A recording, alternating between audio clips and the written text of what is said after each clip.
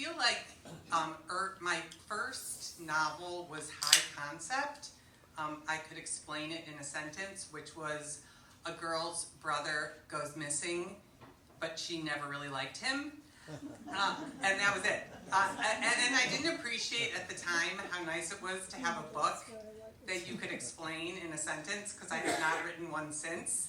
So I am going to read the back copy of Closer to let you know what it's about, because it's hard to say in a sentence or two. And then I'm going to explain what I'm reading from it. Okay, set in 2015 during Obama's presidency and Trump's early candidacy, the tranquil college town of Horace, Oregon, is disrupted when white students taunt a black student in the high school library. This incident sparks immediate repercussions that ripple through the community, affecting students, families, and faculty alike. Woody, the school's guidance counselor, finds himself thrust into the spotlight after years on the sidelines. Lark, a struggling student, grapples with the fallout as her relationships are reshaped by the incident. And Stephanie, a conflicted parent, struggles to balance protecting her child with allowing him to find his own path. Okay, these are the 3 point of view characters. I'm not reading from any of them tonight, so if you are curious about them, I'm happy to sign you a book afterwards. And Boz is the black student at the center of this racial incident in the beginning of the book. Stephanie is his mom, so her point of view is the mom of this kid. He doesn't have a point of view chapter, but he has a brother, Nathan, who is a 22-year-old nonverbal man with autism. So the chapter's not from either of their point of view either, but we're almost there. Nathan's caregiver, his personal support worker, Naomi, who becomes crucial to the plot in the second half of the book, but it's really a secondary character. It's a chapter in her point of view. So she's so secondary, she didn't even get a sign. She's like over here. But what was really interesting to me in writing my first multi-point of view novel was these secondary characters come in almost as spies. Their point of view, the way that they look at the world of the novel and the characters of the novel create this perspective that the point of view characters are not offering up themselves. So it's another lens onto the story, which I found was a really delightful part of writing this. So it's going to be Nathan's caregiver, but you're going to see Boz with his girlfriend Livy, who are like the central interracial romance of the book. And one of the point of view characters, Lark, even appears as like the tiniest bit player in this chapter. What I also like is immersing myself in all these characters. They're all the main character of their own story, as we all are the main character of their own story, and they're all really the hero of their own story. So I really appreciated when these side characters came in and sort of put a check on that. You're not the main character of anyone else's story. So I'm going to read Naomi's chapter. Oh, and like I said, Nathan, who she's the personal support worker for, is a nonverbal autistic adult, but he has echolalia, so you'll hear him saying things, like he'll speak, but he's usually just repeating lines from the Octonauts, which is his newest fixation. Okay.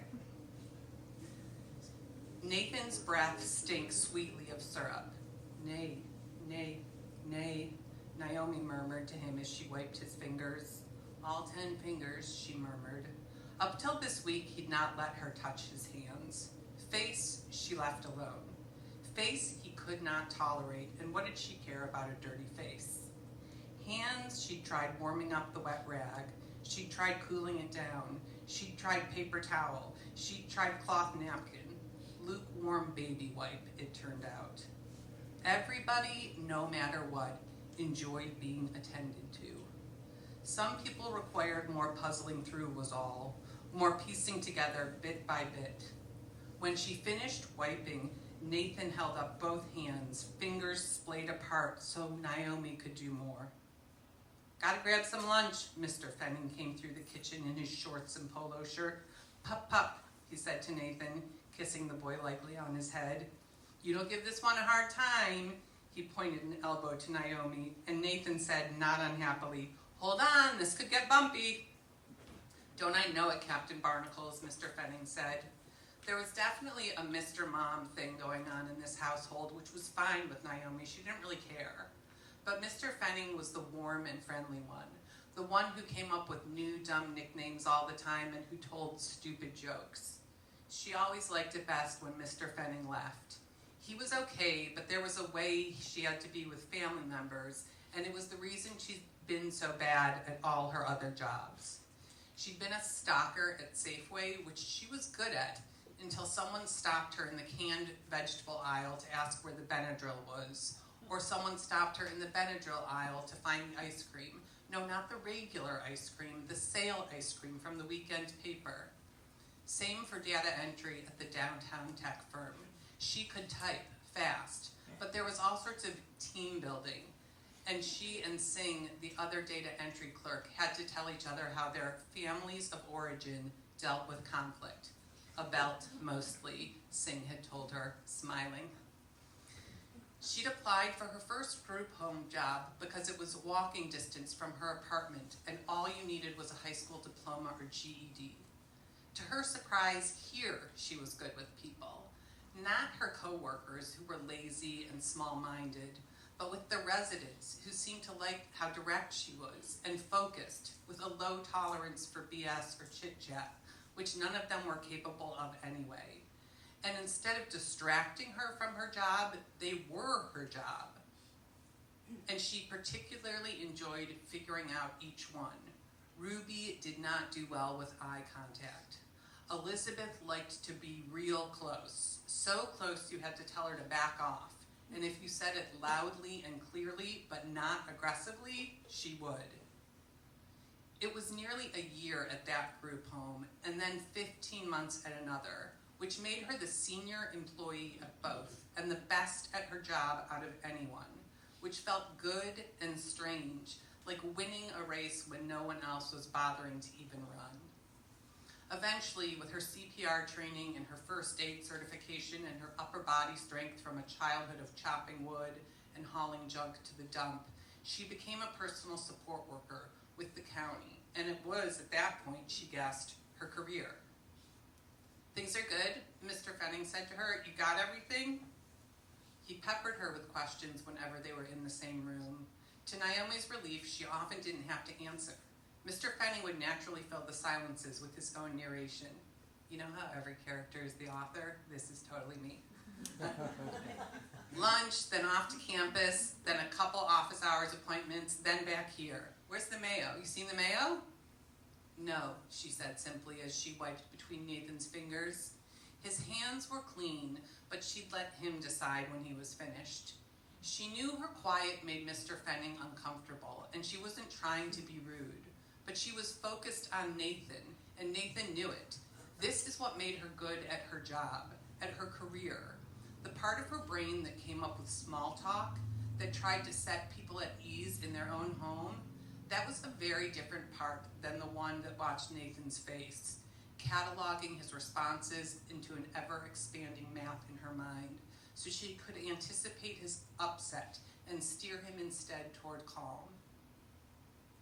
This is what made Marjorie at County send her out to clients others would refuse. Ones who didn't talk, ones who might not toilet, who intimidated less serious, less experienced PSWs. Nathan was big, and he was black. And she knew people were scared of that even if they didn't say so.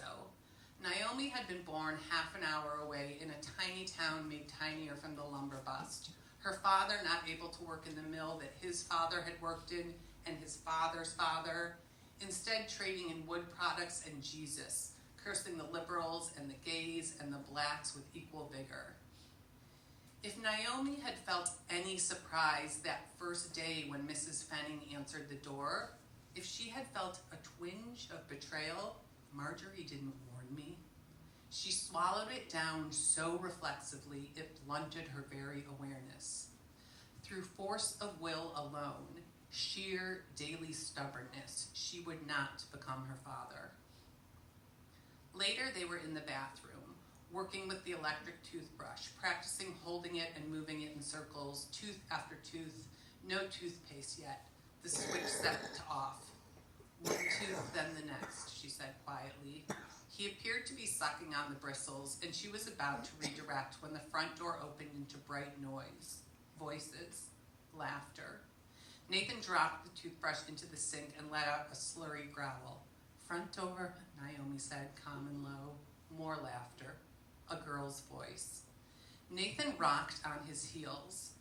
Naomi always never forgot how big Nathan was. She tried to brook no fear. Back when she was green, Tracy from the group home jammed her shoulder into Naomi's face, blood running from Naomi's nose, hot and shameless. That time she'd been afraid something would happen, and it did. She'd watched all sorts of colleagues since, fearful or power-tripping, get their fingers bent back, take an elbow to their chin, a fist to the mouth.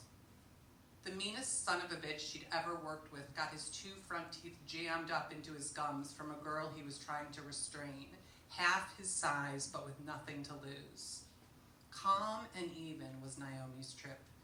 You're predictable, they're predictable. You're good, they're good. You're human, they're human. The brother called, "Hello? Where you guys at?" He sounded funny.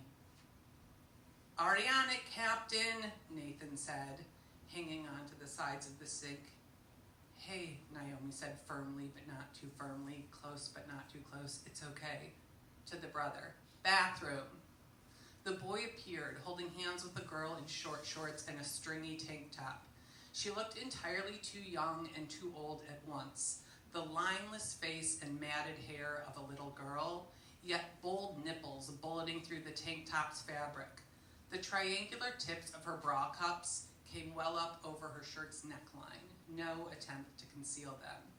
Nathan said, "Hold on, this could get bumpy," and the girl laughed, and Naomi immediately hated her.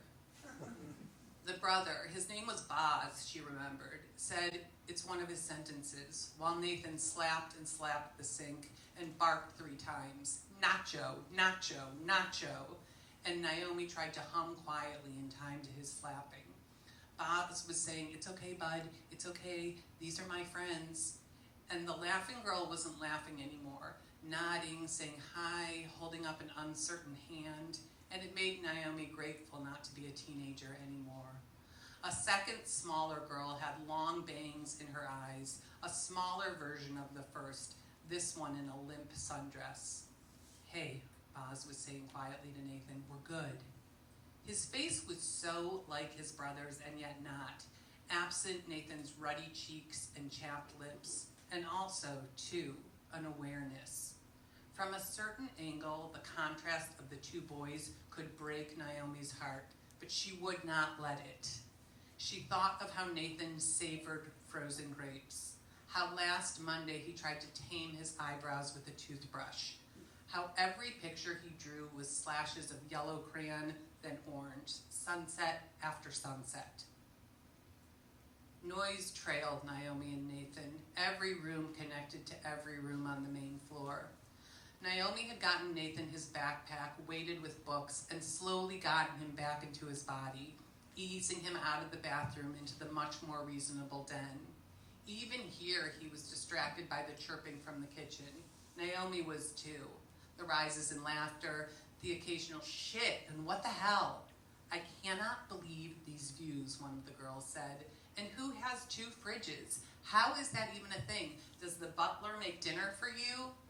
Boz's laugh was unlike any Naomi had heard from him, loose and unbridled. Naomi and Nathan could do some recreation, lower stakes, less pressure. She got the paper and scissors. When the threesome moved onto the great room couches, Naomi had a view of the back of Boz and the one girl's head on the couch. The other girl dwarfed on the chaise. The den had French doors she'd never seen closed.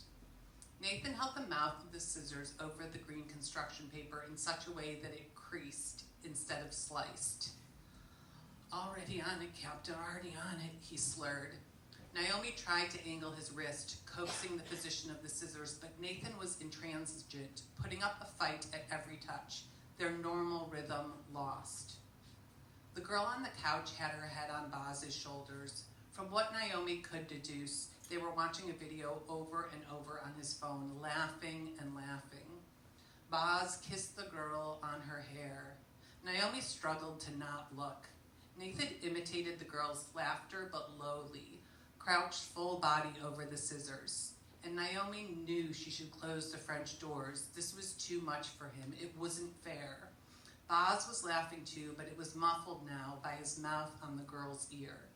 Something about seeing the boy kissing the girl like that surprised Naomi. She realized then that she didn't think of the brother as a teenage boy with teenage boy needs. He'd always seemed so neutered with his seriousness, his well-mannered movements through the rooms, an endless patience with his brother.